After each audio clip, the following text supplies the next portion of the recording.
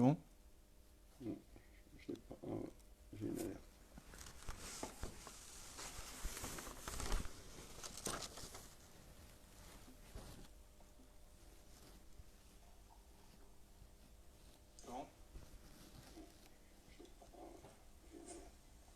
Voilà, c'est parti.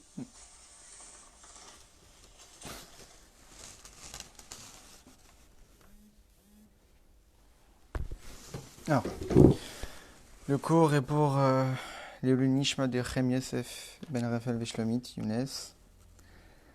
Est-ce qu'il y aurait des refouaches chez les mains? Ouais. Sa mère. Pour Eli Rayat, Echai Ben Maïssa, Osé. Rachel Ben Maïssa, Osé.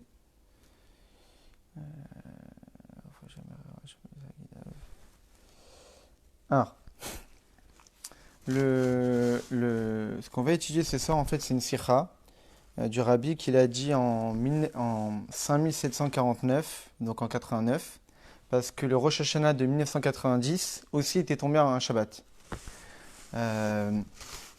Et donc le Rabbi il a fait une sikha le Shabbat d'avant pour plus ou moins expliquer la particularité de Rosh Hashanah qui tombe Shabbat. Parce qu'on sait d'après notre tradition que Rosh Hashanah ne peut pas tomber 3 jours dans la semaine.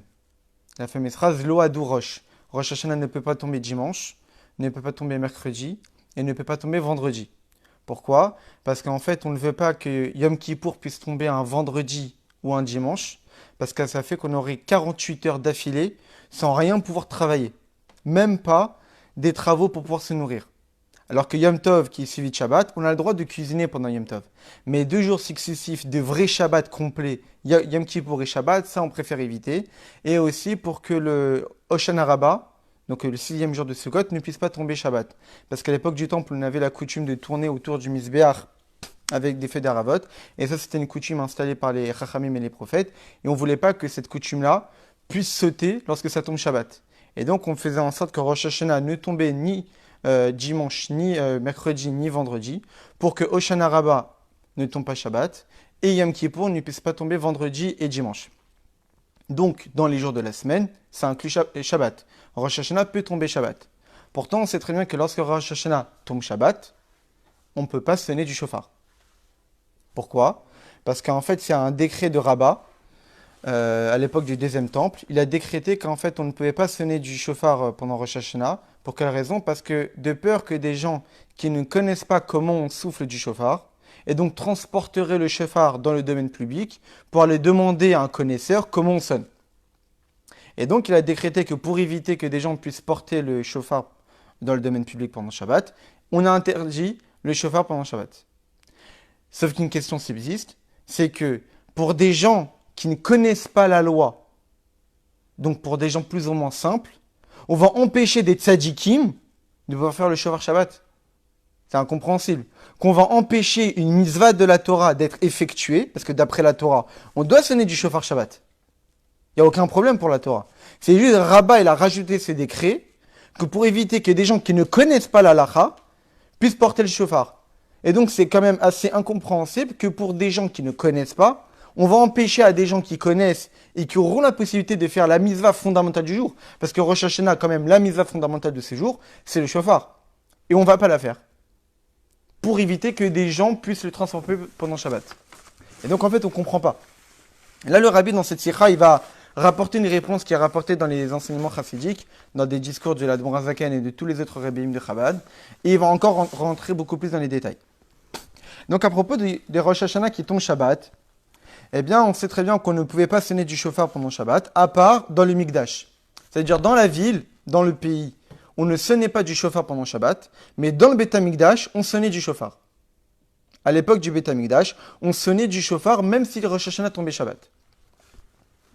Et donc c'est connu la question, comment peut-on repousser une mitzvah tassée, une mitzvah de la Torah, une mitzvah positive de la Torah, de Tkiyat Shofar, de sonner du shofar, à cause de ça? La Tkiyat du shofar, c'est quand même le sujet fondamental de Rosh Hashanah. Quelle en est la raison pourquoi c'est le sujet fondamental? Parce que c'est connu qu'à Rosh Hashanah, comme on l'a étudié l'année dernière, on couronne Dieu en tant que roi. Chaque année, Dieu en fait attend du peuple juif qu'on puisse le couronner en tant que roi. Qu'on montre, qu'on donne envie à Dieu de vouloir continuer à régner sur nous et sur le monde.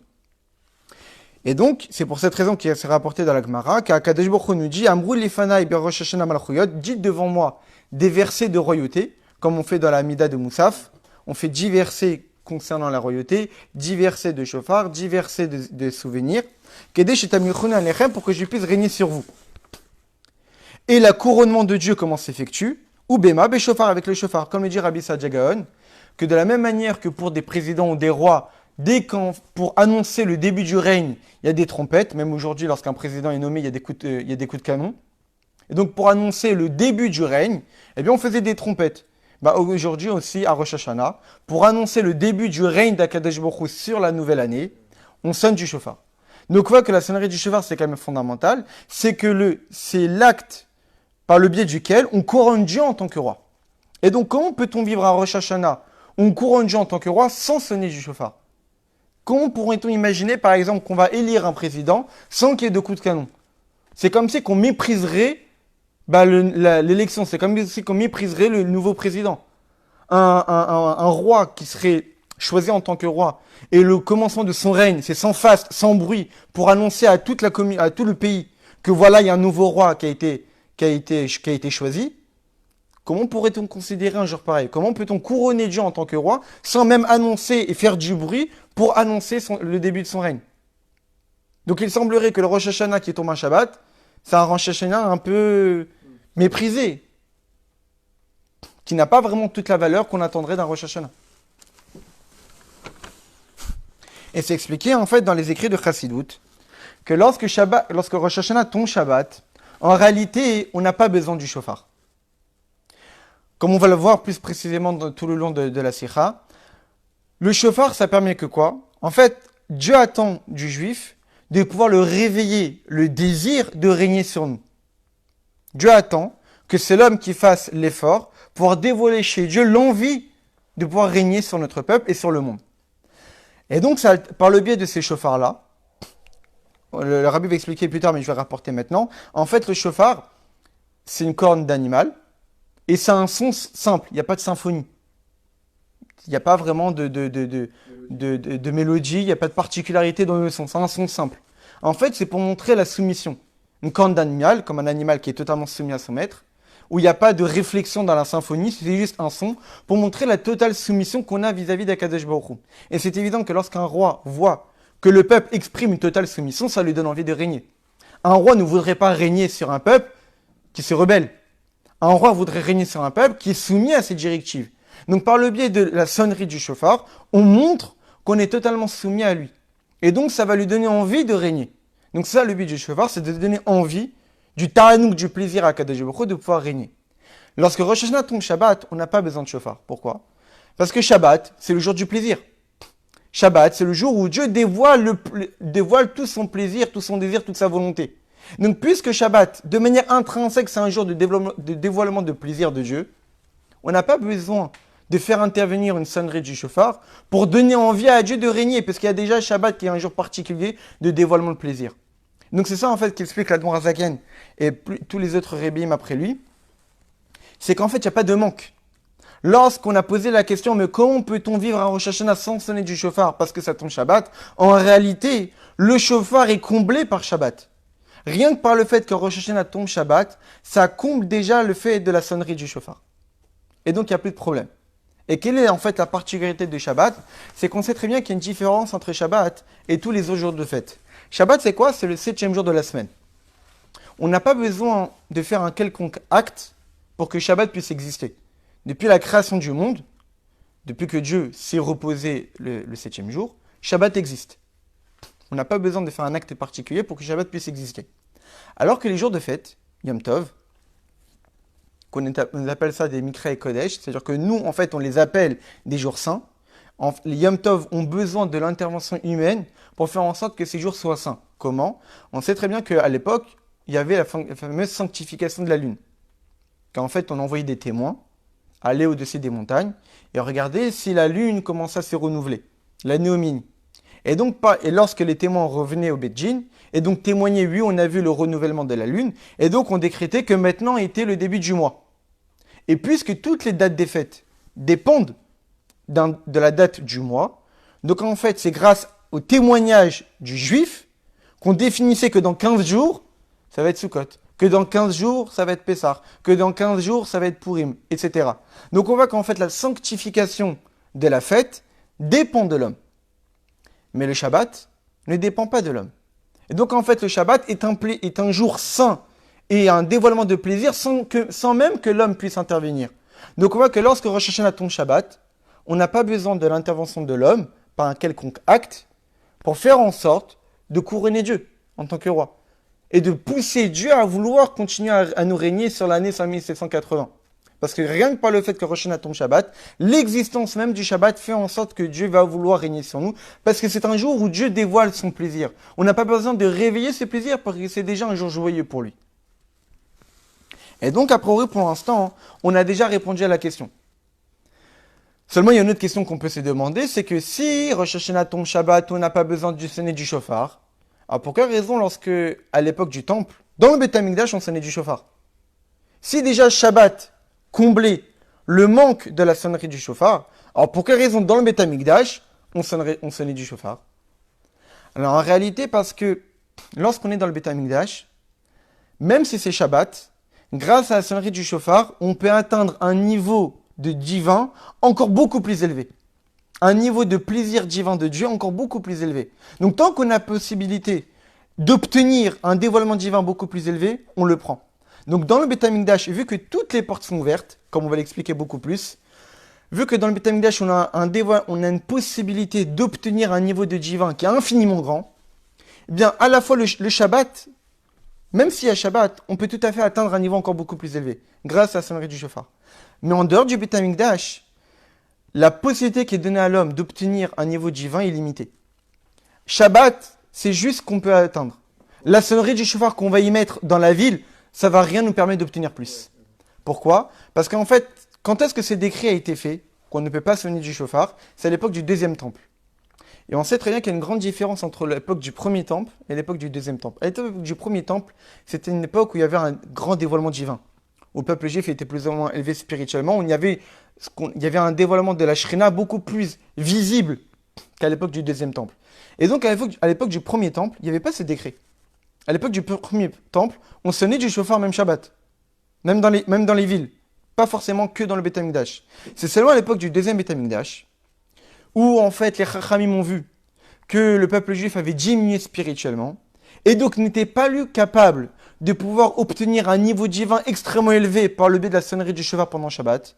Et donc on a dit que ça ne sert à rien de sonner du shofar pendant Shabbat. Parce que de toutes les manières, le niveau divin que vous pouvez atteindre est déjà obtenu par Shabbat lui-même. Donc à quoi bon sonner du shofar? C'est la raison profonde du décret. Il y a la raison donnée dans la Gemara, qui est de dire pour ne éviter que des gens puissent porter dans le domaine public, parce qu'ils ne connaissent pas la halakha. Mais la raison profonde, c'est qu'on avait un tellement de niveau de divin bas, qu'on n'était plus capable d'obtenir de dévoiler un plaisir de Dieu, tellement élevé, par le biais de la sonnerie du shofar, même pendant Shabbat. Vu qu'on n'en était pas capable, et que le seul niveau qu'on était capable d'atteindre, nous était rendu accessible seulement par le biais du Shabbat, on n'avait plus besoin de sonner du shofar. Mais dans le Beth Amikdash, on était capable d'obtenir ce niveau divin extrêmement élevé. Donc même à l'époque du deuxième temple, même lorsque Rosh Hashanah tombait Shabbat, on sonnait du shofar. Donc a priori, oui, on a répondu à la question. Pour quelle raison on ne sonne pas du shofar pendant Shabbat? Parce qu'en réalité, le Shabbat comble le manque. Mais le Rabbi va rentrer beaucoup plus dans les détails. Et tel que on connaît la symbolique de Rosh Hashanah, c'est impossible d'accepter de passer 24 heures, les premiers jours de Rosh Hashanah, sans attendre l'intervention de l'homme. Parce que là, ce qu'on vient de dire, c'est quoi? C'est qu'on peut tout à fait couronner Dieu sans demander à l'homme d'agir. Mais par rapport à la définition de ce que c'est Rosh Hashanah, c'est impossible. Parce que la définition de Rosh Hashanah, c'est justement qu'on attend l'intervention de l'homme. C'est le jour symbolique de l'intervention de l'homme. Pourquoi? Parce que c'est déjà dans la phrase même des Chachamim, que l'un des sujets fondamentaux de Rosh Hashanah, qui est de couronner Dieu en tant que roi, c'est fait par le biais de l'action de l'homme. Comme dit Dieu, Amrou lefanaï, dites devant moi des versets de royauté pour que je puisse régner. Dieu attend de nous une action. Alors c'est vrai que Shabbat, on dit quand même ces versets durant Moussaf. On va rentrer encore beaucoup plus dans les détails. Et surtout comme c'est connu, vous avez peut-être souvent déjà entendu la fameuse question que pourquoi Rosh Hashanah a été fixé le premier Tishri, alors que normalement Rosh Hashanah aurait dû être fixé quand? Aujourd'hui, Ouais. le 25 Elul. Parce que c'est aujourd'hui le 25 Elul qui est la création du monde. Donc normalement Rosh Hashanah qui est le début de l'année aurait dû être le jour de la création du monde. Alors que le premier Tishri, c'est le jour de la création de l'homme, non pas le jour de la création du monde. Alors pour quelle raison en fait on fait Rosh Hashanah le jour de la création de l'homme et non pas le jour de la création du monde? Alors en réalité, étant donné que Rosh Hashanah, c'est le jour où on va devoir couronner Dieu en tant que roi, parce qu'en fait, Rosh Hashanah c'est quoi? C'est littéralement, c'est pas le début de l'année. Rosh Hashanah, littéralement, ça veut dire la tête de l'année. Et l'Admor Amsaï, le deuxième Rabbi de Lubavitch, dans un de ses livres, pose la question, pour quelle raison en fait Rosh Hashanah a été appelé Rosh Hashanah? Pour quelle raison on ne l'a pas appelé Trilat Hashanah, le début de l'année? Alors l'Admor Amsaï de répondre parce qu'en réalité Rosh Hashanah c'est pas juste le début. Rosh Hashanah c'est la source de toute l'année. À l'image de la tête par rapport au corps humain, que dans la tête en fait il y a toutes les forces vitales qui permettent à tous les membres du corps, à tous les organes de pouvoir être vitalisés par le biais du cerveau. Mais en réalité Rosh Hashanah c'est le potentiel de vie de toute l'année. C'est là où tout est décidé pour toute l'année. Tous les jours de l'année vont dépendre de l'impulsion de vitalité que Dieu va nous donner. Et c'est ça en fait le couronnement de Dieu en tant que roi. C'est que lorsque Dieu va commencer son règne, c'est là où il va dévoiler toute sa royauté, en fait toute la vitalité divine pour toute l'année. Et donc, puisque ce jour-là, c'est le jour où Dieu est couronné en tant que roi, forcément ça devrait être le jour de la création de l'homme. Pourquoi ? Parce que avant que Dieu ne crée l'homme, on dit que le monde était basé sur la bonté divine. Il n'y avait personne pour pouvoir faire la volonté de Dieu. Donc quand Dieu a créé le monde, avant même de créer l'homme, il a créé par pure bonté. Il a voulu créer des créatures, il a voulu en faire en sorte que le monde puisse continuer à tourner et à vivre pendant ces 5 jours, c'est par pure bonté divine. Mais dès qu'il a créé l'homme, alors là, il a mis le monde dans un certain système que pour que le monde puisse continuer à exister, ça va dépendre de l'action de l'homme. Le but de la création du monde, c'est l'homme. C'est l'homme qui est le pilier, qui va faire en sorte que ce monde va continuer à subsister. Comment? Lorsque l'homme va servir à Kadosh Baruch Hu. Lorsque Dieu il a mis Adam Arishon dans le Gan Eden, c'est marqué le Avda ou le Shamra. Littéralement, c'est pour travailler le Gan Eden, pour travailler la terre, etc. Mais les Chacham nous disent que les Avda, pour faire les 248 mitzvot positives, et les Shamra pour faire les 365 interdits. En réalité, Adam Arishon a été mis dans le Gan Eden pour respecter les 613 mitzvot, tels qu'il pouvait les respecter à son époque. Et donc aujourd'hui aussi, le juif, le monde continue à tourner et exister par le biais de notre action. Comme tout le monde connaît le fameux Midrash, qui dit que le monde est partagé en 6000 ans, 2000 ans de Tohu, ça veut dire en fait où le monde n'existe pas vraiment, 2000 ans de Torah et 2000 ans de Mashiach. Pourquoi les 2000 premières années, en fait, le monde était en suspens? Parce qu'on attendait que le peuple juif accepte la Torah. Parce que c'est seulement par le biais que le juif accepte la Torah et respecte Torah et Mitzvot que le monde a un sens, a une raison d'exister et donc peut continuer à exister. Et donc on voit qu'en fait, toute la vie du monde dépend de l'implication de l'homme. Et c'est ce qu'Adam Arishon a fait dès qu'il a été créé. Lorsqu'Adam Arishon a été créé, eh bien en fait, il a couronné Dieu en tant que roi. Comme on dit on sait très bien que tous les jours de la semaine, on dit un fameux psaume, un fameux télim du jour. Le dimanche, on fait un fameux télim, le lundi, etc. Et c'est quoi le télim du vendredi, le jour de la création de l'homme? Hachem Meler, Geout Lavesh. Dieu est roi, et il s'enveloppe de gloire. Pourquoi? Parce que c'est en ce jour-là qu'Adam Arishon a été créé et qui a démontré et a répandu dans toutes les créatures, dans tous les animaux, que c'est Dieu le roi. Parce qu'en fait, quand tous les animaux ont vu Adam Arishon apparaître, ils se sont accourus vers lui, se sont prosternés à lui. Tellement qu'Adam Arishon, c'était une créature extraordinaire. Mais Adam Arishon leur a dit non, c'est pas moi le roi. Et donc il a indiqué à tous les animaux qu'en réalité, le véritable roi, c'est Akadosh Baruch Hu. Pourquoi pendant les 5 premiers jours, les animaux, ils rendaient pas grâce? On dit que là, ils rendent grâce tous les matins ou tous les soirs. Oui, alors, sauf qu'il y a une certaine distinction entre ça c'est le Rabbi Rachab, dans un Mahamar, et il dit qu'en fait, les 5 premiers jours, Dieu n'était pas roi. Dieu était gouvernant. Parce qu'on ne peut pas être roi sur des animaux. On ne peut être roi seulement sur des gens qui nous ont choisis. Donc, Dieu n'est pas roi sur des animaux.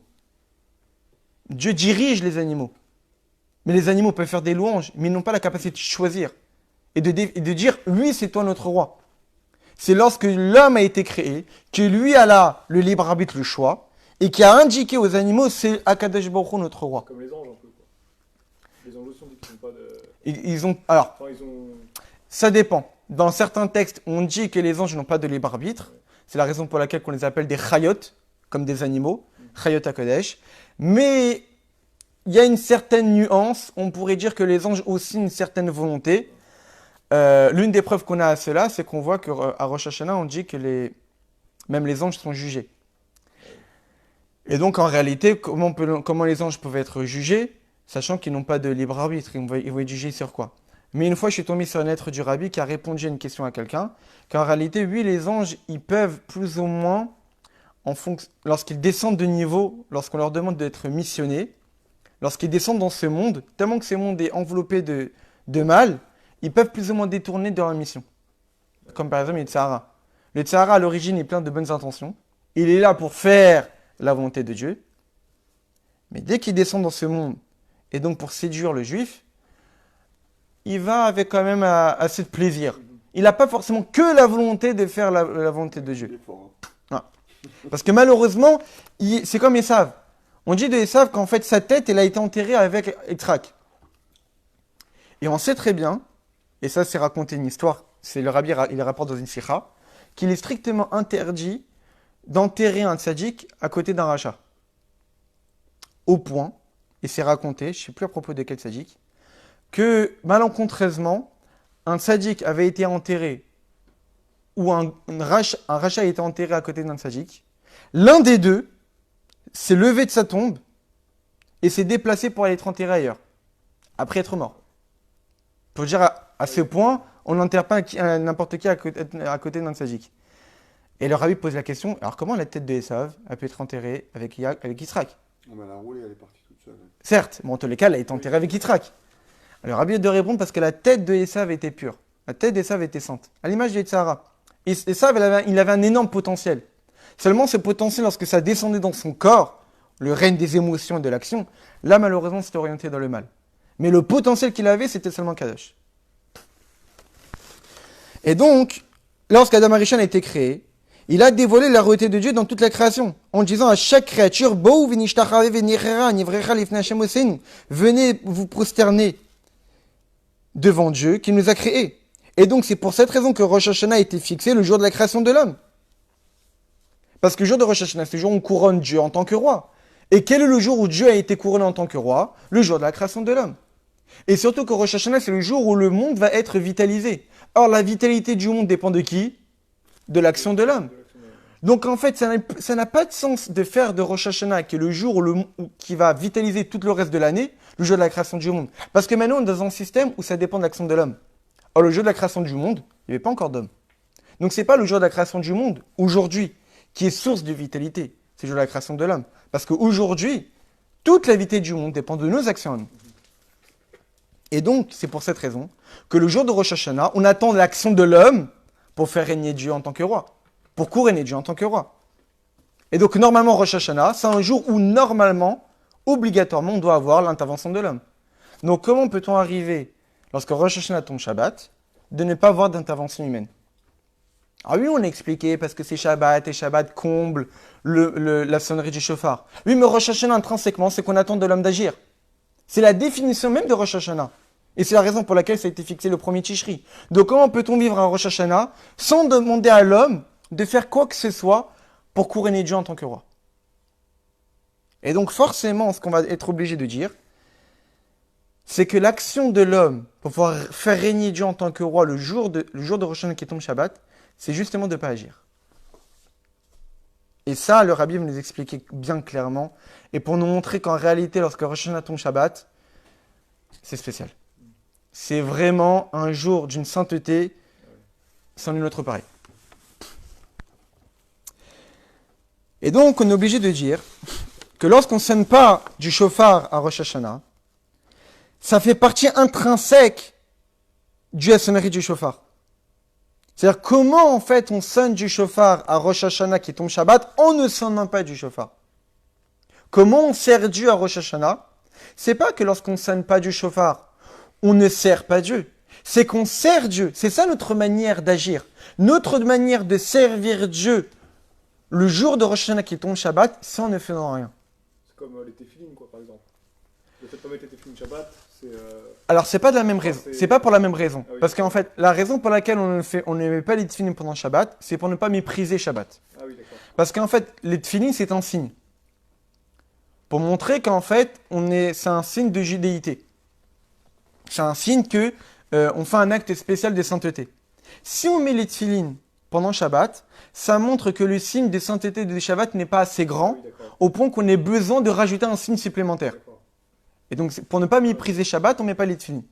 Pareil pour les jours de fête, pareil pour les jours de Chol HaMoed, pour la majorité du peuple juif. Il y a certains qui mettent à Chol HaMoed en cachette, mais la On majorité va au d'entre fleuve, Shabbat? Quoi? On va au fleuve Shabbat, jeter Non, les péchés? c'est dimanche. Ah, on va dimanche. Ouais, on va dimanche.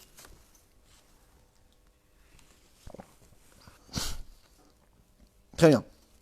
Et donc, en fait, l'intention, c'est quoi? Ce n'est pas de dire que lorsque Rosh Hashanah tombe Shabbat, on ne sert pas Dieu. On sert Dieu, mais la manière de servir Dieu, c'est Beofen Shel Shlila. C'est justement en ne faisant rien. Souvent, dans la Chassidoute, il y a cette fameuse notion d'être actif ou passif. Chiyuvi ou Shlila. Par exemple, comprendre Dieu de manière active ou comprendre Dieu de manière non active. La Chassidoute, on explique que, par exemple, il y a un certain niveau de divin qui est tellement accessible pour l'homme qu'on pourrait dire que oui, c'est un niveau de divin qui est source de sagesse, source de bonté, etc. Parce qu'on peut dire qu'il est sage, on peut dire qu'il est grand, etc. Sauf qu'il y a un niveau de divin qui est tellement grand qu'on ne peut rien dire sur lui. Tout ce qu'on peut dire, c'est qu'il n'est pas de sagesse humaine, qu'il n'est pas de bonté humaine. On n'est pas capable de dire ce qu'il est. Mais ce qu'on est capable, c'est de dire ce qu'il n'est pas. Et donc en réalité, plus on s'élève de niveau, plus en fait l'action de l'homme s'estompe. Et l'action de l'homme va s'exprimer par une absence d'action. Alors pour l'instant, c'est pas encore clair, mais le rabbi va vraiment nous expliquer. Surtout, c'est évident, c'est que Shabbat, c'est un jour qui est kadosh. C'est impossible que Shabbat va rendre Rosh Hashanah un jour moins grand que les autres Rosh Hashanah lorsque ça tombe un jour de semaine. Shabbat, c'est un jour qui est plus élevé qu'un jour de semaine. Donc c'est évident que lorsque Rosh Hashanah tombe un Shabbat, c'est que forcément le Shabbat va apporter au Rosh Hashanah une sainteté supplémentaire que si c'était tombé un jour de semaine. Donc lorsqu'on ne sonne pas du shofar à Rosh Hashanah, c'est pas un manque. En réalité, c'est un plus.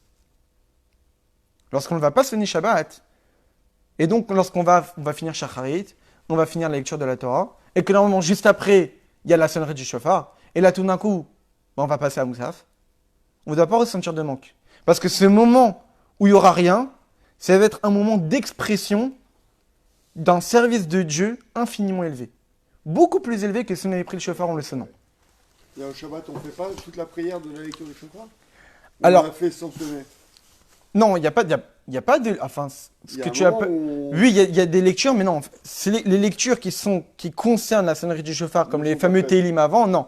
Mais les fameux versets concernant le shofar dans la Hamida On les de fait. Moussaf, ceux-là, on les fait. D'accord. Et donc, pour pouvoir comprendre vraiment cette subtilité, cet apport que Shabbat apporte au Rosh Hashanah, en faisant en sorte qu'on ne sonne pas du shofar, il faut d'abord expliquer une certaine notion. En fait, les différents niveaux de bitoul. Le bitoul, c'est une notion fondamentale dans la chassidoute, qui est l'idée de soumission à Dieu. Souvent dans le Tanya, le livre fondamental de la chassidoute Rabbad, l'Admor HaZaken insiste énormément sur cette notion de bitoul, cette soumission à Dieu. Qu'en fait, tout le service divin est basé sur cette idée de soumission. Que lorsque Dieu nous demande de faire quelque chose, on le fait, pas forcément attendre une certaine logique, une certaine réflexion, et de faire dépendre nos actions d'une certaine compréhension, non, d'être totalement soumis à lui. Essayer de s'habituer à faire en sorte que la pratique de Torah Mitzvot doit être quelque chose d'automatique.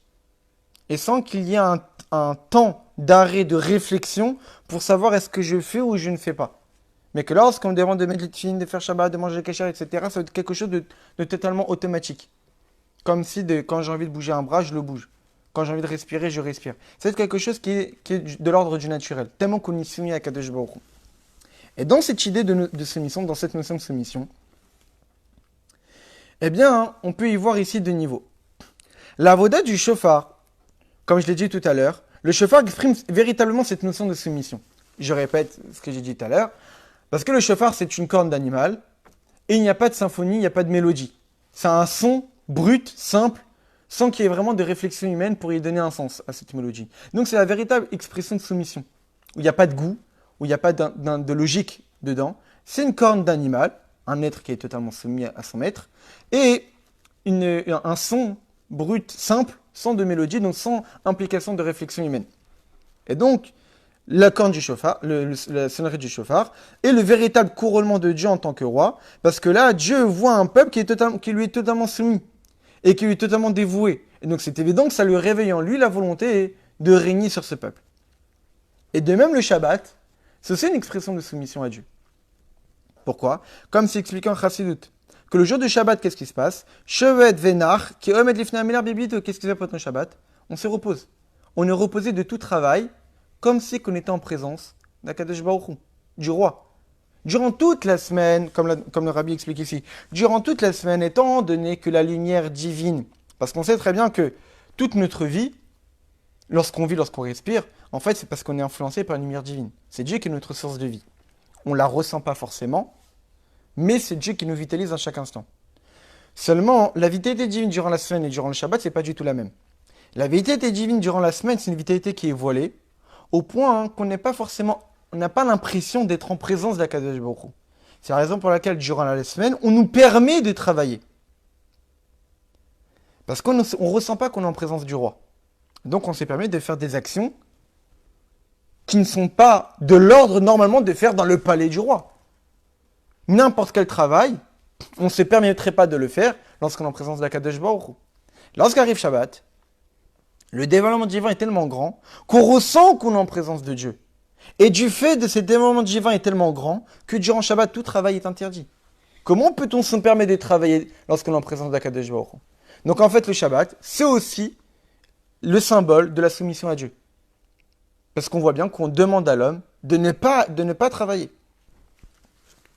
Et donc de là, qu'est-ce qu'on voit?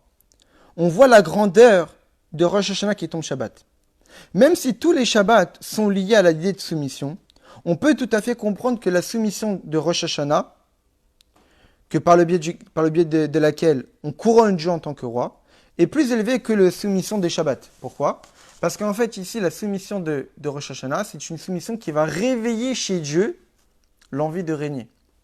Donc c'est évident que lorsqu'on va réveiller chez Dieu l'envie de régner, c'est une soumission qui est bien plus grande qu'une soumission qui nous est impliquée. C'est-à-dire que le jour du Shabbat, où on demande de ne pas agir, ce n'est pas nous qui vont exprimer une soumission, pouvoir réveiller chez Dieu. A priori, c'est une soumission naturelle. Mais la soumission de Rosh Hashanah, lorsqu'on va sonner du shofar, a priori, elle est plus élevée que la soumission du Shabbat. Seulement, lorsque Rosh Hashanah tombe Shabbat, alors on a à la fois la soumission de Rosh Hashanah et à la fois la soumission du Shabbat. Comme un Shabbat Shabbaton. Un double Shabbat. D'abord la soumission du Shabbat et après la soumission de Rosh Hashanah. Ou est-ce que c'est, on va dire, c'est un pied d'égalité et ils sont imbriqués l'un dans l'autre? Alors, dans les mots du Rabbi, il semblerait que la soumission de Rosh Hashanah, elle est plus élevée que la soumission du Shabbat. Parce qu'en réalité, en fait, toute la soumission durant toute l'année, elle est forcément plus basse que la soumission de Rosh Hashanah. Parce que le jour de Rosh Hashanah, c'est l'expression même de la soumission. C'est le jour qui exprime véritablement la soumission, parce que le jour où on couronne Dieu en tant que roi. Et comme on l'a étudié l'année dernière, qu'en fait, le jour où on couronne Dieu, on couronne un roi, c'est là où se dévoile la véritable soumission du peuple.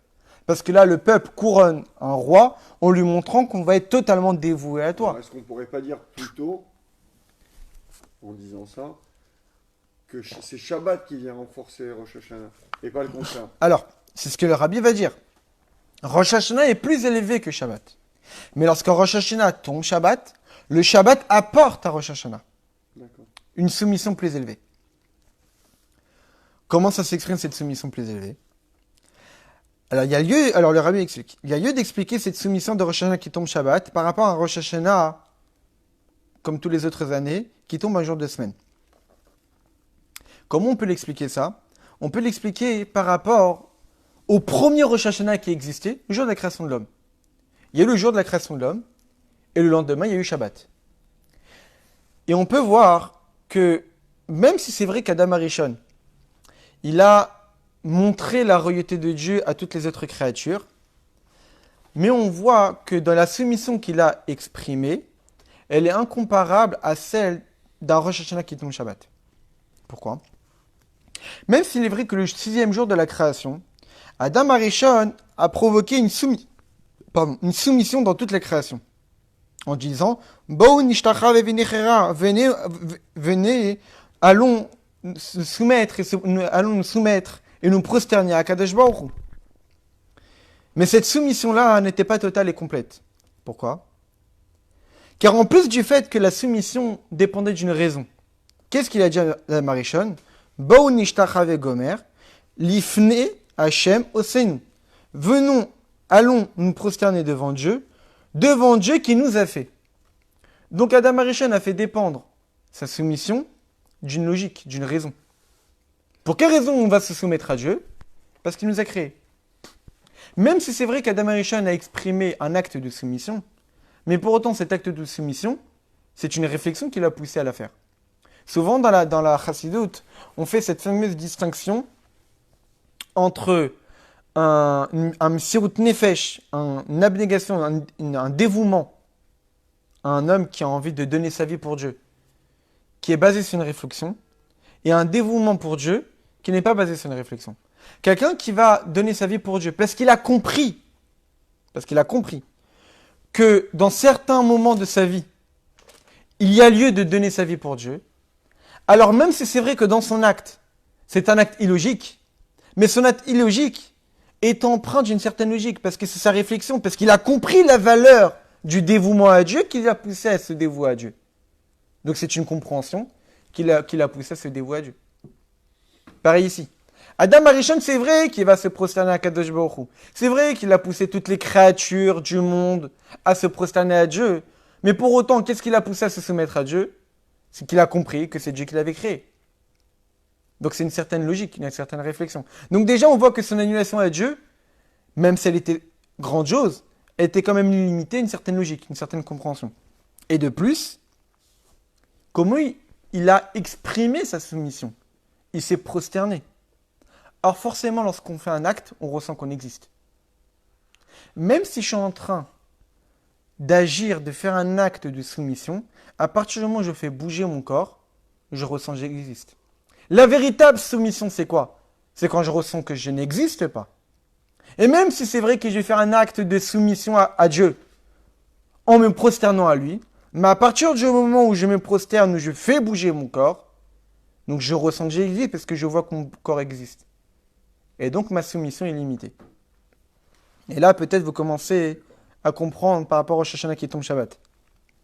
Et donc, le plus de la soumission du douze au Shabbat par rapport à Rosh Hashanah, c'est que quoi? C'est que la soumission au roi ne s'effectue pas par inaction. Même pas par inaction de se prosterner. Comme on est devant le roi, où on ne fait rien du tout. Il y a être devant le roi et se prosterner au roi. Il y a être devant le roi, où tellement je ressens la soumission que je ne suis même pas capable de bouger ne serait-ce que d'un centimètre. Et donc il est évident que lorsqu'on parle de quelqu'un qui a été capable de faire ça devant le roi, et de quelqu'un qui n'est même pas capable de bouger, qui a la plus grande soumission, c'est lui qui n'est même pas capable de bouger. Et donc là on comprend qu'il y a deux manières de se soumettre. Une première manière de se soumettre, c'est que lorsque l'homme se soumet à Dieu et donne toute sa vie pour Akadosh Baruch Hu et donne toutes ses volontés pour Dieu, au point qu'il donne toute son existence comme un véritable serviteur du roi. Un serviteur qui existe, mais qui va soumettre son existence au roi. Pourquoi? Parce qu'il va servir le roi. Le roi va lui demander de faire ci, il va lui demander de faire ça, donc le serviteur bouge. Alors c'est vrai que tous ces faits et gestes vont être orientés pour servir Dieu. Mais pour autant, ce serviteur, il sait qu'il existe. Mais il va orienter son existence seulement pour servir son maître. Il y a une deuxième manière de servir un roi, c'est lorsqu'on est en présence du roi, au point que je ne ressens même pas que j'existe. Au moins, je ne suis même pas capable de faire bouger mon existence. Pourquoi? Parce que j'existe pas, la seule existence, c'est le roi. Quelqu'un qui va bouger devant le roi, même si qui va se soumettre, qui va servir son roi, il sait que le roi existe, mais il sait qu'il existe. Seulement, il va orienter son existence pour servir le roi. Mais quelqu'un qui a une soumission encore beaucoup plus élevée, c'est qu'il ressent qu'il n'y a que le roi qui existe. Et puisqu'il n'y a que le roi qui existe, mais il est plus capable de bouger. Et donc, grâce à ça, on comprend le Rosh Hashanah qui tombe Shabbat, où il n'y a pas de sonnerie du chauffard. Lorsqu'il y a un Rosh Hashanah durant la semaine où on sonne du chauffard, on fait un geste. Alors, c'est vrai qu'on fait un geste de soumission à Dieu, mais ça montre que la soumission, elle est dépendante d'un geste, où je sais que j'existe, et je montre ma soumission à Dieu par le biais d'un geste. Mais puisque je fais un geste, donc je ressens que j'existe. Mais lorsque Rosh Hashanah tombe Shabbat, où il n'y a pas de sonnerie du chauffard, c'est pas un manque, c'est un plus. Où je montre que ma soumission est encore beaucoup plus élevée, que je ne suis même pas capable de sonner du chauffard. C'est la soumission ou le dévoilement qui est plus grand, Shabbat? Le dévoilement de Dieu qui est plus grand ou notre soumission qui doit être. Les deux, c'est ce que le rabbi va dire Ah, après. d'accord. C'est que puisque le dévoilement de Dieu à Rosh Hashanah qui tombe Shabbat est encore beaucoup plus élevé qu'un Rosh Hashanah qui tombe en semaine, ça pousse l'homme à même pas être capable de sonner du chauffard. Donc lorsque Rosh Hashanah tombe Shabbat, on atteint un niveau de bitul à Kadosh Baruch Hu, de soumission à Dieu, qui est beaucoup plus élevé. Qu'on n'est même pas capable de sonner du chauffard. Quelqu'un qui va sonner du chauffard pour couronner Dieu en tant que roi, pour montrer sa soumission à Dieu. Alors c'est vrai que c'est un acte de soumission, mais c'est un acte qui montre et qui ressent qu'il existe. La preuve, il est en train d'agir, il est en train de prendre le chauffard, il bouge sa main, il souffle, il ressent qu'il existe. Mais lorsque Rosh Hashanah tombe Shabbat, où je ne sonne pas du chauffard, ce n'est pas un manque. Ça prouve que chaque juif dans toute la planète, on sera à un niveau de soumission où on ne ressentira même plus notre existence. On ne sera même pas capable de prendre le chauffard et d'y sonner dedans. Donc faut même pas se dire, oh là là, c'est dommage à ce moment-là. Exactement. D'accord. Pas plus. C'est un plus. Parce qu'on se dit tout ça, hein. Exactement. La mitzvah, quoi. Surtout qu'il y a écrit, on sonne le chauffard. En fait, je vais te dire, par rapport à lundi soir, Surtout les livres. par rapport à ce soir, la semaine dernière, j'ai étudié un Mahamar. Je me suis dit, ouais, je vais faire ce Mahamar. Après, vendredi soir, je prends cette sikha, parce que je me dis, il y a forcément une année où un Rosh Hashanah est tombé Shabbat. Alors j'ai cherché une sikha où le rabbi a peut-être parlé, où Rosh Hashanah est tombé Shabbat. Et donc je suis tombé sur cette année, l'année 1990, et donc en 89, le Shabbat d'avant Rosh Hashanah, le rabbi a parlé ça. Je vois cette sikha, je me dis, je suis obligé de la faire lundi soir. On comprend un Rosh Hashanah qui tombe Shabbat. C'est-à-dire que toutes les années, on pourrait se dire, ah oui, il y a un manque, mince, on ne sonne pas du chauffard. Allez, on va se rattraper dimanche. Pas du tout. En réalité, qu'on ne sonne pas du chauffard cette année, ça ne va pas du tout être un manque. C'est qu'on sera à un niveau de soumission à Dieu qui est incomparable. On sera comme quelqu'un qui est devant le roi, où il n'est même pas capable, il est tétanisé, il n'est même plus capable de bouger. Tous les autres Rosh Hashanah, on n'a pas une soumission tellement grande. On est capable de sonner du chauffard. Comme Adam Arishon qui était capable de se prosterner. Mais arrive Shabbat, il ne peut plus bouger. Parce que c'est quand même paradoxal, parce que tu dis qu'au temps du premier Beth Amikdash, on se soufflait même Kippour. Même Shabbat. Attends, tu crois que le rabbi va rester avec cette Ah question? ouais, parce qu'il y a- Évidemment, D'accord. évidemment, le rabbi va poser cette question. Si on dit que la totale soumission s'exprime lorsqu'on ne bouge pas, alors pourquoi dans le Beth Amikdash, on sonnait du chauffard pendant Shabbat? Justement, c'est contradictoire. Ouais, d'accord. T'inquiète pas, le rabbi va... Je suis d'accord. T'inquiète pas. Très bien. Et donc, on va reprendre dans les mots. La sonnerie du chauffard, c'est une action de soumission. On se soumet à Kadosh Baruch Hu. Et donc, on couronne Dieu sur nous, sur moi, sur le peuple juif et sur tout le monde. Comme Adam Arishon qui a dit, Bo nishtachava, etc. Venez, allons se prosterner devant Dieu. Et donc, il y a l'existence de l'homme qui s'annule à Dieu et qui le couronne Dieu en tant que roi sur tout le monde. Mais il ressent son existence.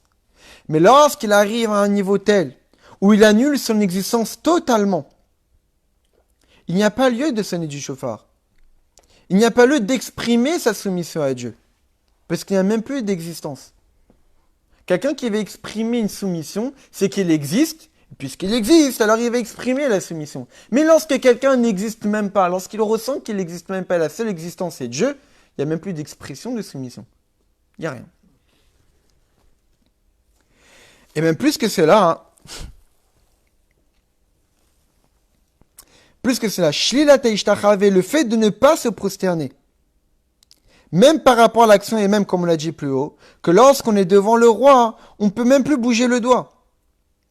שבזה נכנס גם השלט בפעולת הביטול, כי גם פעולת הביטול היא בבחינת מלכות בעמדו לפני המלך, אין שום מציאות כי מציאות המלך בלבד. Donc c'est ça. Même le fait de se prosterner, on pourrait se dire que tu ne prosternes pas devant le roi. Le fait même de ne pas se prosterner, c'est la véritable expression de soumission. Pourquoi? Parce que je montre que j'existe pas. Parce que quelqu'un qui va faire un geste devant le roi, il montre qu'il existe. Ok, il va se soumettre, mais il montre qu'il existe.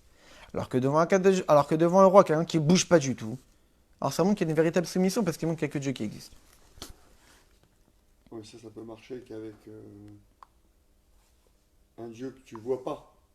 Si c'est un roi, il peut te couper la tête parce que tu t'es pas prosterné. Alors, à part si c'est un roi intelligent. Ouais. Il comprend la raison pour laquelle tu ne te prosternes pas. Bon, de toutes les manières, ça se voit sur le visage où quelqu'un il se prosterne pas parce qu'il n'a pas envie, quelqu'un qui se prosterne pas parce que...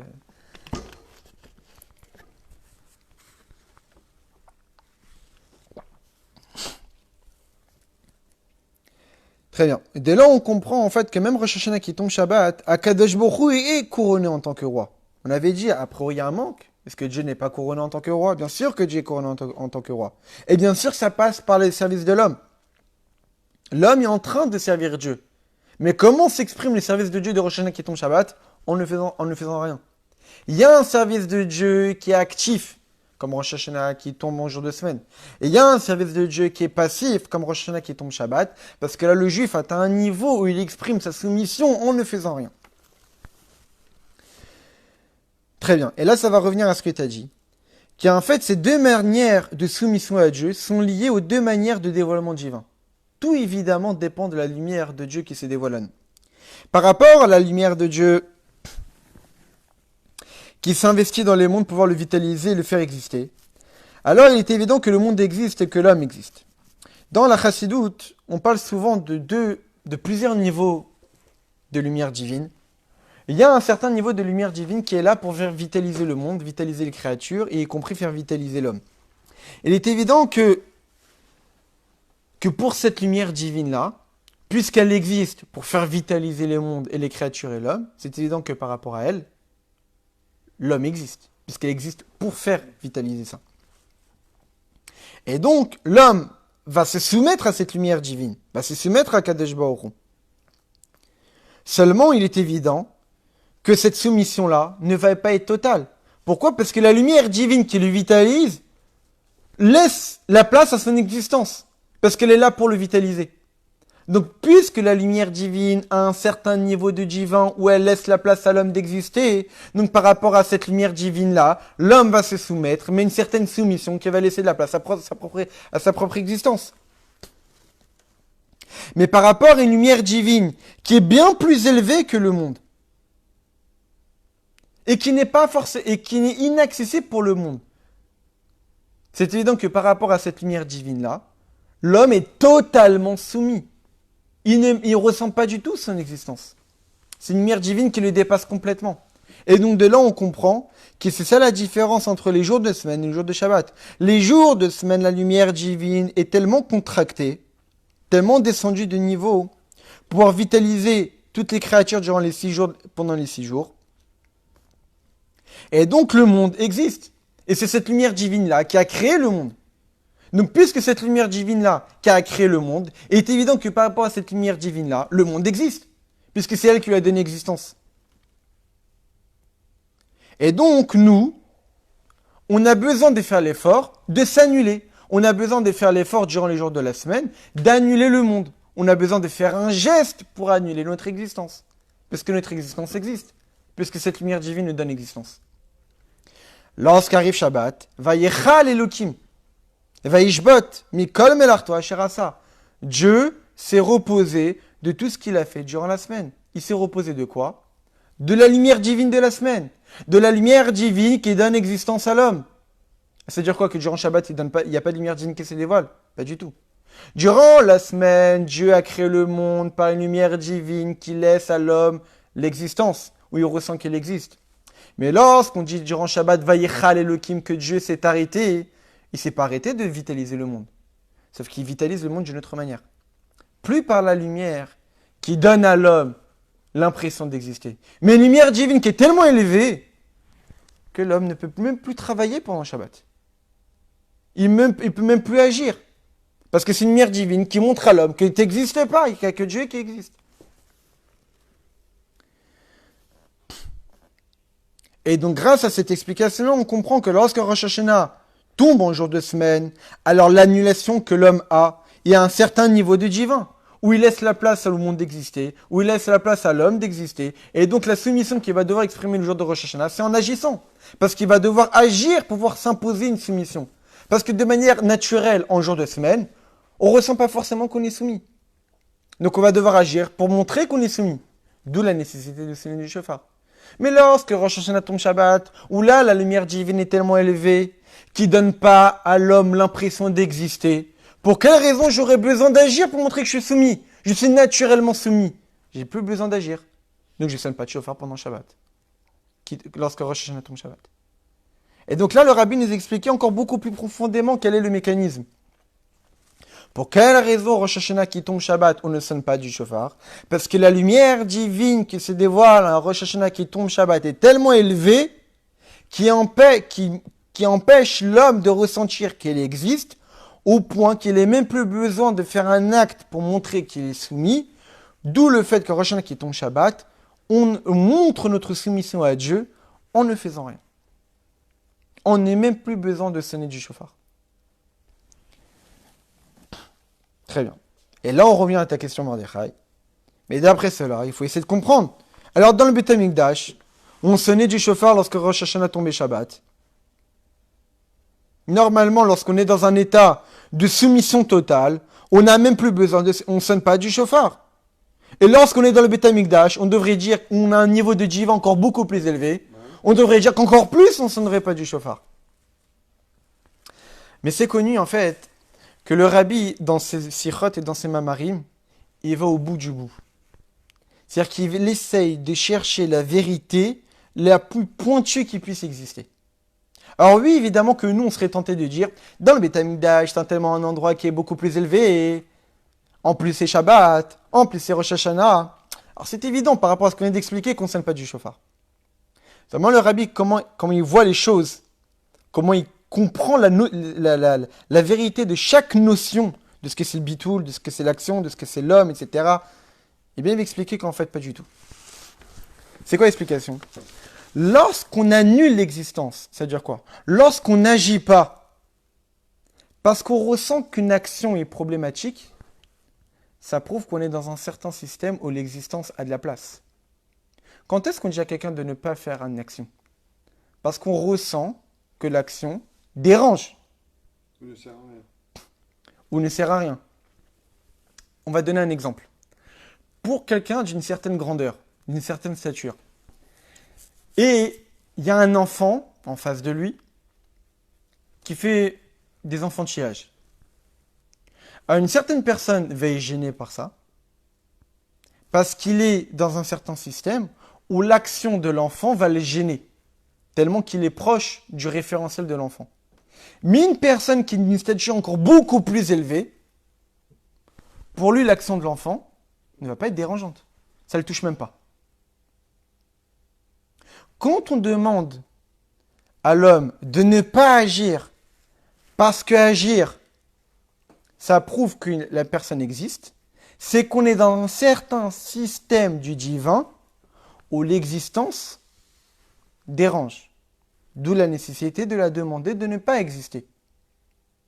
Mais lorsqu'on a un certain niveau de divin, où l'existence n'est plus problématique, alors il n'y a plus de problème de la laisser exister. Et en réalité, il y a 3 niveaux. Il y a le niveau où on est dans le système de l'existence. Et puisqu'on existe, alors je vais devoir agir pour soumettre l'existence, comme jour de semaine, comme Rosh Hashanah qui tombe en jour de semaine. Ensuite, il y a un niveau encore plus élevé, où tellement que je suis soumis à Dieu, où j'ai même pas besoin de faire un acte pour montrer ma soumission, ou même un acte de soumission, ça serait dérangeant parce que je vais ressentir mon existence, alors je n'agis pas. Et il y a un niveau encore beaucoup plus élevé où là, l'existence n'est même plus dérangeante. Et ça, c'est le niveau de Rosh Hashanah, Shabbat au Beth Amikdash. D'accord. Et ça, c'est ce que le rabbi explique. Donc ça veut dire on peut sonner, ça change rien. C'est pas que ça change rien, c'est que ça apporte. D'accord. C'est que ça apporte. Parce que l'existence apporte ici. Parce qu'elle n'est pas dérangeante. Ici, l'existence apporte. Et ne pas agir, ça serait un Ça aurait manque. été problématique. Aurait été problématique. Ne pas se faire fort, Exact. ne pas se faire fort. C'est ça. Même ne pas agir est lié à l'idée d'existence. Chez la reine Yeshtereb et Shlat Amisud, de la nécessité de ne pas agir. Mais lorsqu'on est dans un système, on n'est pas lié à l'idée d'existence du tout. Or, il n'y a même plus besoin de demander de ne pas agir. Comme le dit la Zaket de l'Etania. Comme quelqu'un qui dit, c'est une certaine sagesse qui est tellement élevée et tellement profonde qu'il est impossible de la saisir avec les mains. Quelqu'un qui dirait ça, Zaket dit, quelqu'un qui dirait ça, on va se moquer de lui. Qu'est-ce que tu compares? Tu peux dire qu'une bouteille qui est tellement élevée, je ne peux pas la saisir avec mes mains. Mais l'intellect, Il a attrapé. C'est matériel. c'est immatériel. On ne peut pas la toucher. Donc ça n'a pas de sens de dire que je ne peux pas la toucher. En fait, l'Admorazaken il dit ça par rapport à la sagesse de Dieu. Qu'un homme dise « je ne comprends pas Dieu », c'est comme quelqu'un qui dit « j'arrive pas à saisir ce que tu penses ». C'est pas dans le même domaine. La sagesse divine est de toutes les manières et incompréhensible. Qu'un homme dise « j'arrive pas à comprendre Dieu », mais c'est évident. Ton domaine de réflexion et le domaine de la sagesse divine, c'est pas du tout le même domaine. C'est comme comparer le palpable avec l'impalpable. Et donc, en fait, ici, lorsqu'on parle d'un niveau de divin, ou de dire que j'arrive pas à le toucher, ça n'a pas de sens. Ou de dire que je ne veux pas le toucher, ça n'a pas de sens. Donc, de dire qu'on ne va pas agir dans le Beth Amikdash, en Shana Tom Shabbat, ça n'a pas de sens. Parce qu'on n'est plus dans le domaine de l'existence. On est carrément arrivé à un autre système. Où là, toute action n'est plus dans le domaine d'une action de semaine, n'est plus dans le domaine d'une action qu'on pourrait croire Shabbat. Les actions ont tout un autre sens. Parce qu'on est dans un système qui est infini. Et il en est de même en ce qui nous concerne. Chez Gam, Zé, chez Bamdo, Lifna, Meler, que même lorsqu'on est devant le roi, où normalement on ne devrait pas lever la main pour faire quoi que ce soit, même pas se prosterner, où là, comme on l'a dit tout à l'heure, donc on refuse une expression d'existence. Mais là, c'est lorsqu'on est dans un système où l'existence existe. D'où la nécessité de demander de ne pas exister à cette existence-là. Parce qu'elle montre que tu existes.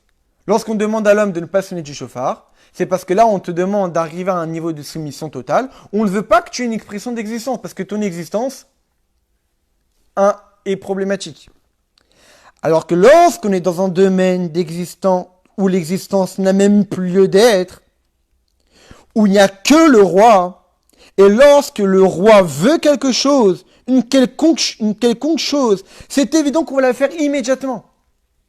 Tout à l'heure, on avait dit, un serviteur qui va faire la volonté du roi et donc aller lui chercher à boire, alors c'est un serviteur qui existe, mais qui soumet son existence au roi.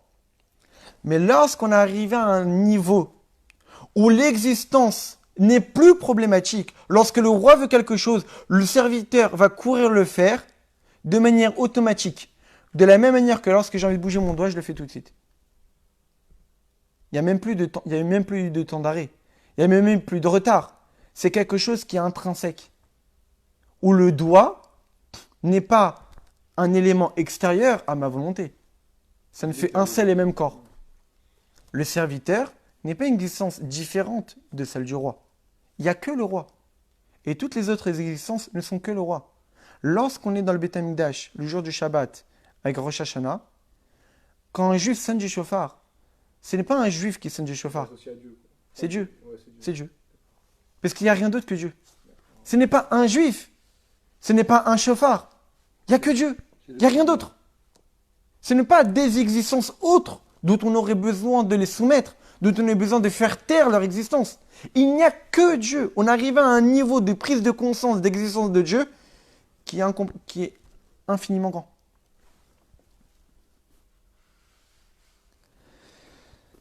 Au Mouvan, et donc on comprend que dans chez Bedergazo, Asia, Shelo, Ibofen, Shinase, Mimela, que l'action ici, c'est une action qui se fait de manière automatique, comme c'est rapporté de la Gemara, Minav Shekare.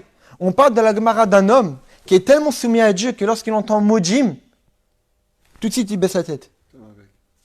Sans qu'il ait fait la réflexion, ah il a fait Mojim, allez je vais faire Mojim. Dès qu'il a entendu Mojim, sans réfléchir, la tête s'est baissée, tellement qu'il est soumis à Dieu. Et donc c'est ça en fait, le shofar de Rosh Hashanah qui tombe Shabbat au Beth Amikdash. Ce n'est pas une personne qui a fait une action de se soumettre à Dieu. Il y a Dieu qui est là. Il y a sonnerie du shofar. Il n'y a même plus de temps d'attente. Il n'y a même plus de volonté de l'homme de sonner du shofar. C'est un même tout, c'est Dieu. Pourtant, la sonnerie du chauffard, c'est pour l'homme, en théorie. C'est pour réveiller, pas. Enfin, En réalité, c'est la volonté de Dieu qui est de sonner du shofar. Donc ne pas sonner du shofar, ça serait un manque. D'accord. Parce qu'il n'y a que Dieu. Vu qu'il n'y a que Dieu, donc il n'y a que sa volonté, donc la volonté de Dieu, c'est qu'il y ait le shofar. Et puisqu'il n'y a que Dieu qui existe, c'est évident qu'il devrait avoir le sonnerie du shofar. Parce que ça n'existait pas dans le Beth Amikdash, une existence autre que Dieu. Et puisque c'est sa volonté, donc forcément il y a du shofar. Et ce n'est pas contradictoire avec une existence qui s'exprime, une soumission. Parce qu'en réalité, il n'y a même plus d'existence autre que Dieu. Ouais, c'est fondu. Très bien.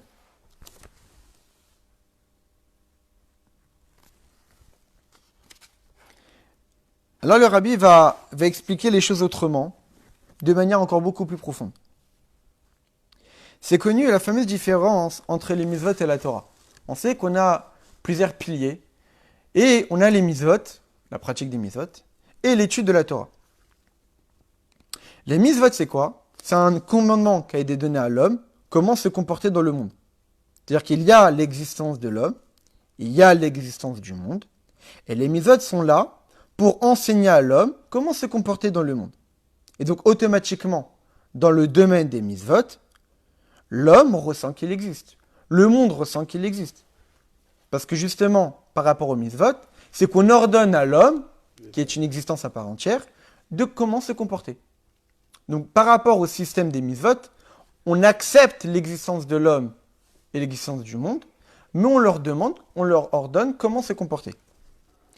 Alors que pour la Torah, qui est Hamouda Gnouza, qui est un trésor caché, ou un trésor caché qui exprime l'existence de Dieu qui est au-delà du monde, et donc les lois de la Torah, même les mitzvot d'après la Torah, ne montrent pas une existence de l'homme ou du monde.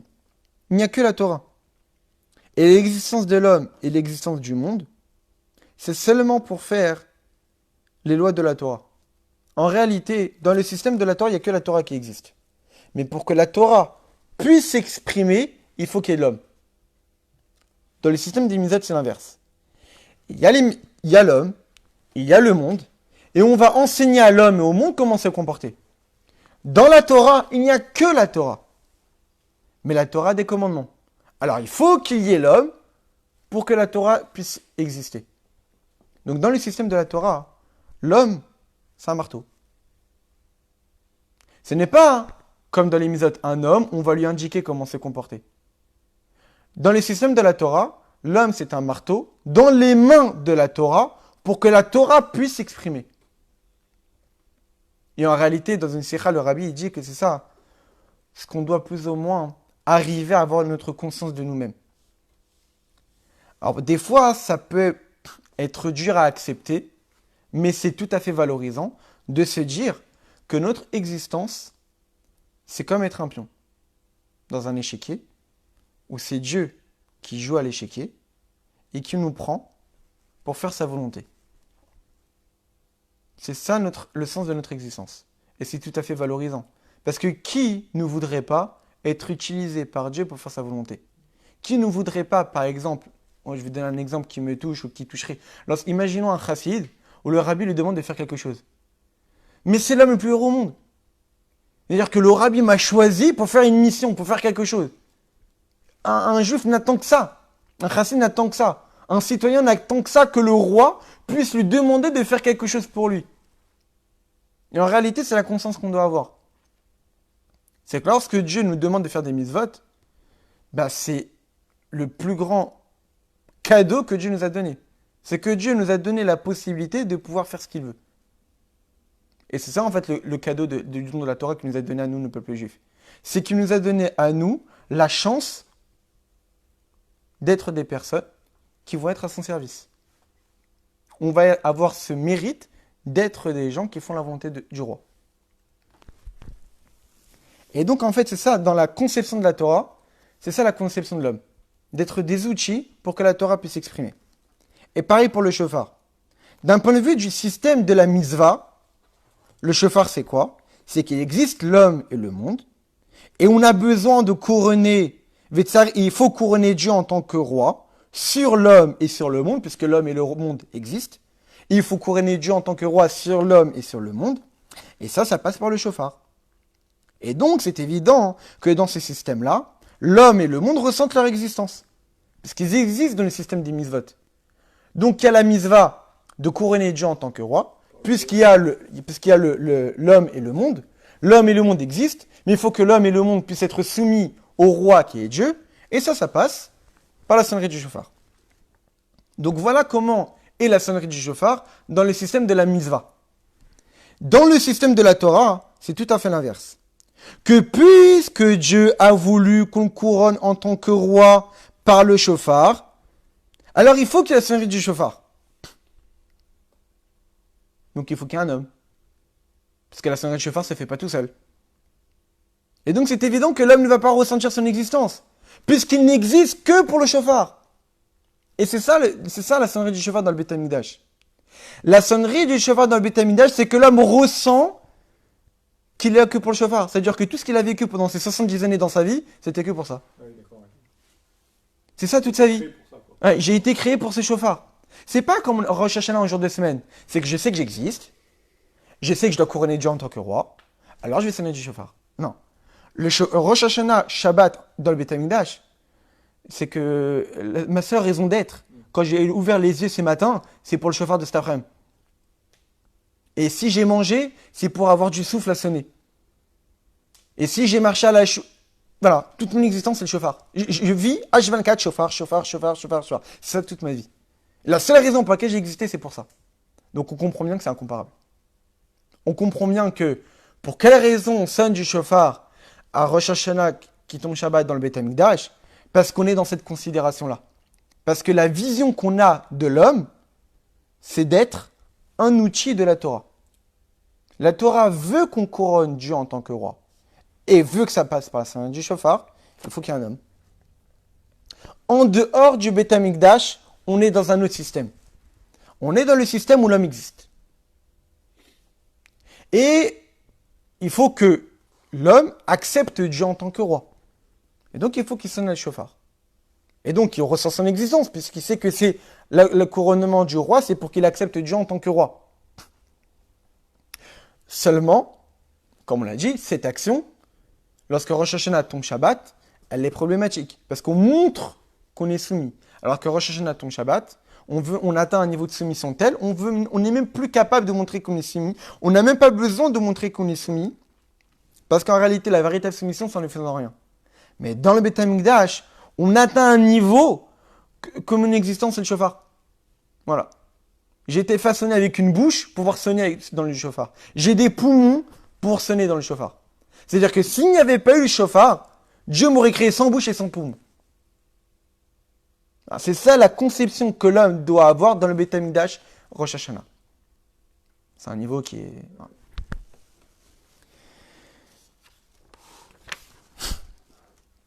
Très bien. Et donc on va finir.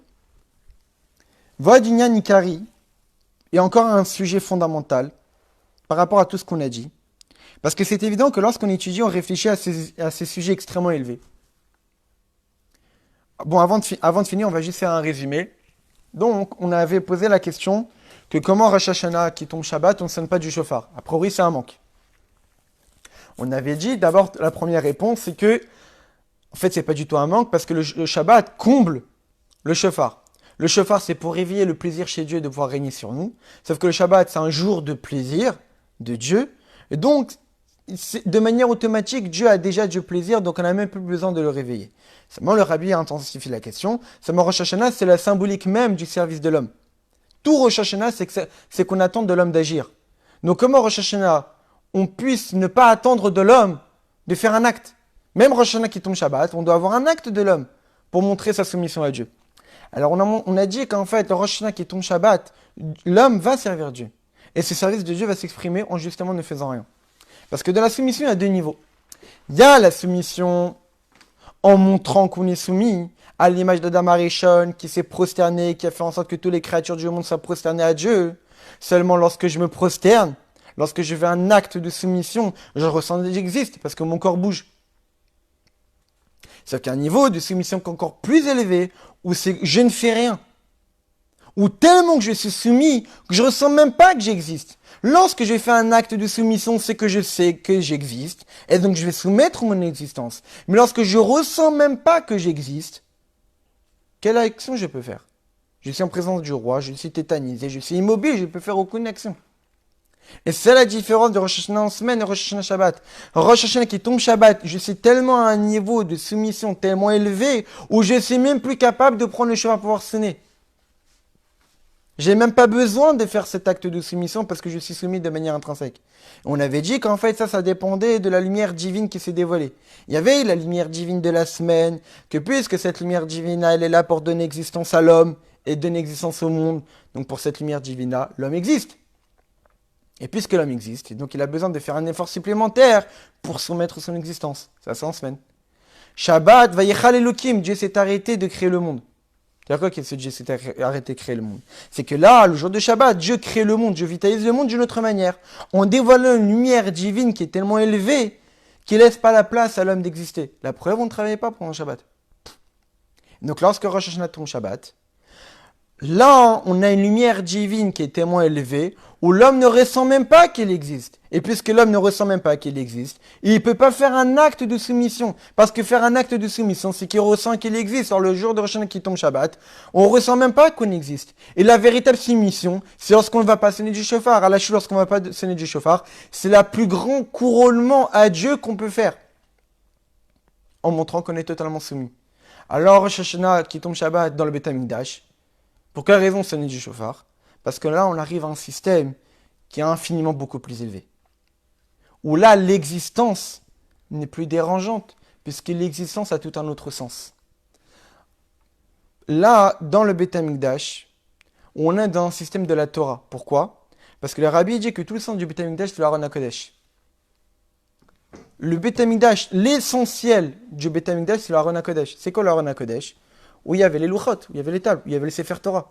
Toute l'essence du Beth Amikdash, c'est la Torah.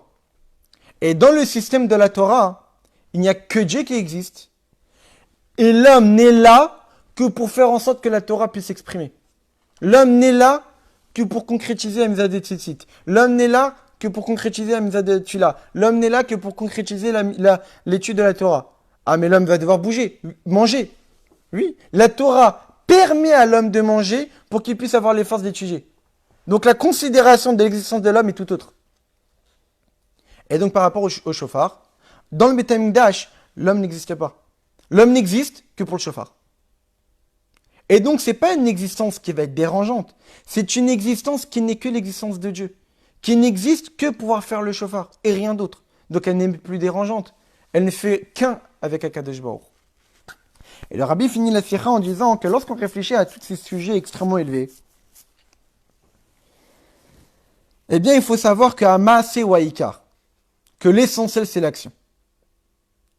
Va adé Rabbi, même au contraire, il y a plus forte raison par rapport à tous les autres sujets de la Torah. À Maaseh ou Aikar, va lachat kam avec Ama, le plus élevé, c'est l'action. Ça veut dire quoi? Ça veut dire qu'on doit tirer un enseignement de tout ce qu'on vient de dire. Et les enseignements qu'on peut tirer dans notre pratique, de notre avoda concrète, c'est que chaque juif doit faire l'effort de provoquer sur soi-même, chacun en fonction de ses capacités, que son service de Dieu dans la Torah et dans les mitzvot ce doit être sans ressenti d'existence propre. Qui est action ou pas? C'est ça. C'est que lorsque je vais faire une mitzvah, je ne dois pas ressentir que j'existe, et puisque j'existe, alors je vais faire la mitzvah. Non, je n'existe que pour ça. Lorsque... Quand t'es dans le Beth Amikdash, quoi. Comme c'est que j'étais dans le Beth Amikdash. Quand tu serais le Shabbat. C'est ça. Chez Enze Bofen, chez Olomet, Torah, Mekamizat, c'est pas que j'ai étudié la Torah ou que je pratique les mitzvahs. Je n'ai l'action pour ça. C'est que la Torah me donne une raison d'exister. C'est que la mitzvah, c'est pas que je suis en train de mettre les tefilines. C'est que puisque les tefilines, alors j'existe. Quand je mets les tefilines, j'existe. Quand j'étudie la Torah, j'existe. Parce que c'est elle qui donne un sens à ma vie. Et en réalité, en fait, c'est dur à se dire, mais quand je ne fais pas la volonté de la Torah, j'existe pas. C'est le revers. Hein. C'est ça l'idée. Et en fait, c'est tout à fait contradictoire avec les gens qui pourraient dire, ah oui, la Torah, ça enlève de la liberté. En fait, c'est tout le contraire. C'est comment le juif a été façonné. Quand est-ce que tu existes? C'est dans la Torah et Mitzvot. Le moment où tu n'es pas dans Torah et Mitzvot, bah, tu n'existes pas. Parce que qui te donne une raison d'exister? Qui te donne un sens à ta vie? Bah, c'est la Torah. Parce que pour la Torah et pour les Mitzvot, tu n'es qu'un marteau dans les mains de Dieu. Et si tu ne fais pas Torah et Mitzvot, bah, tu as un marteau rangé qui sert à rien. Qui est neuf.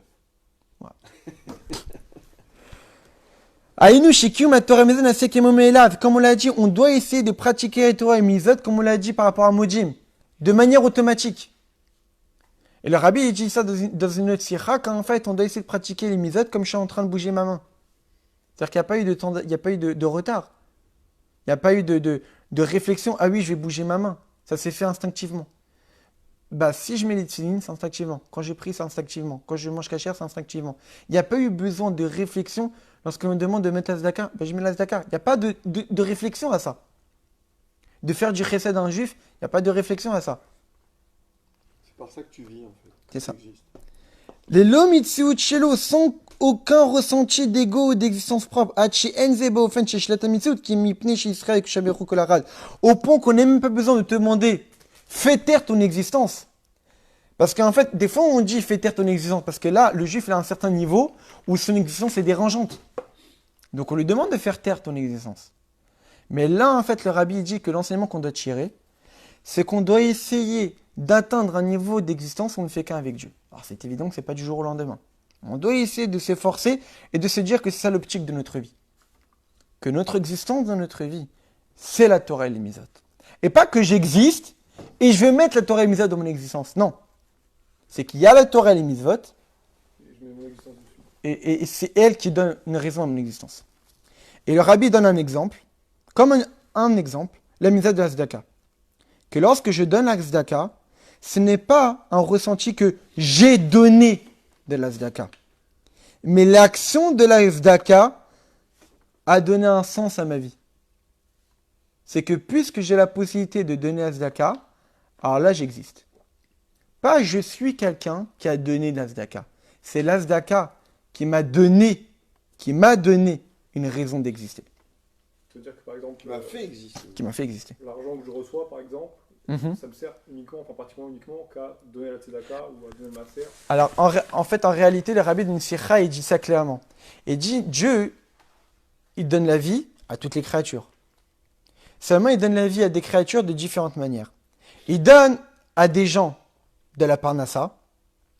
Et dans la parnassa qu'il donne à des gens, c'est partagé en deux. Une partie pour toi et une partie pour donner aux pauvres. Cette partie-là ne t'appartient pas. Comment Dieu donne la parnassa aux pauvres en nous donnant à nous? Il nous donne à nous de la subsistance, mais dans cette subsistance, il y a une partie qui ne nous appartient pas. Hein. C'est pas que nous, on a quelque chose qui nous appartient qu'on va donner aux pauvres. Non, elle ne nous appartient pas du tout. Cette parnassa qui est une partie de cette parnassa-là ne nous appartient pas. Elle appartient aux pauvres. Mais Dieu a créé ce système pour qu'il y ait des actes de bonté qui existent dans le monde. Comme on l'a dit, le monde dépend des actes de bonté. Donc pour qu'il y ait des actes de bonté qui existent, Dieu a créé ce système de gens qui n'ont pas les moyens et des gens qui ont les moyens, mais les gens qui ont les moyens doivent avoir conscience que leur argent n'est pas à 100% à eux. Ils ne doivent pas croire, je vais prendre une partie de ce que j'ai gagné pour donner aux pauvres. Non, cette partie-là ne nous appartient pas. C'est la parnassa des pauvres, sauf qu'elle passe par nous. Pour nous, grâce à Dieu, c'est direct. Pour les pauvres, c'est indirect. Ça passe par nous. Et nous, on doit avoir conscience que cette partie-là ne nous revient pas et on doit la donner aux pauvres. Donc c'est l'un des enseignements que donne le rabbi, c'est qu'on ne doit pas se dire « j'ai donné la tzedaka », mais que lorsqu'on nous propose donner tzedaka, de se dire bah là je vais exister. Et que si je donne pas la tzedaka, ben j'existe pas. Et donc grâce à Dieu, on a compris le Rosh Hashanah des 5781, c'est un Rosh Hashanah particulier. Donc là on peut comprendre une année qui commence avec un Rosh Hashanah qui tombe Shabbat, c'est pas n'importe quelle année. C'est une année qui commence avec un jour Kadosh. C'est une année qui commence où tous les Juifs vont montrer une soumission comme nul autre pareil. Pas comme quelqu'un qui sait qu'il existe et qui va montrer son existence, qui va devoir montrer sa soumission, mais que c'est un Juif qui est totalement soumis à Dieu, qu'il n'a même plus besoin de montrer sa soumission. Mais le Rabbi finit sa sikha, où qu'on espère que le Mashiach va venir et qu'on va pouvoir sonner du shofar dans tout endroit, même ce Rosh Hashanah qui tombe Shabbat, parce qu'on sera à un niveau de divin, d'existence, on ne fera qu'un avec Akadosh Baruch Hu, qui est la venue messianique. Hazak Ubaruch.